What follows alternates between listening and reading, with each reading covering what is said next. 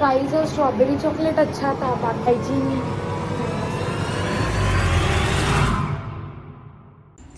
Hello guys, तर रात्रीचे वाजलेत 11:45 आणि आम्ही निघालेलो फूड हंटसाठी.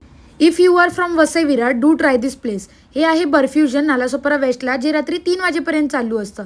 यांचं इंटिरियर बघाल तर असं वाटेल आईस्क्रीम पार्लरला आलो आहे. मेन्यू बघायचं झालं तर खूप काही आहे यांच्या मेन्यूमध्ये, बट क्वालिटी चांगली नव्हती.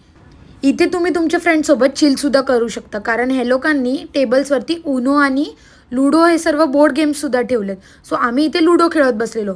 त्याच्यानंतर आमची ऑर्डर आली. सर्वात पहिले जे मी ट्राय केलं ते होतं स्ट्रॉबेरी चॉकलेट.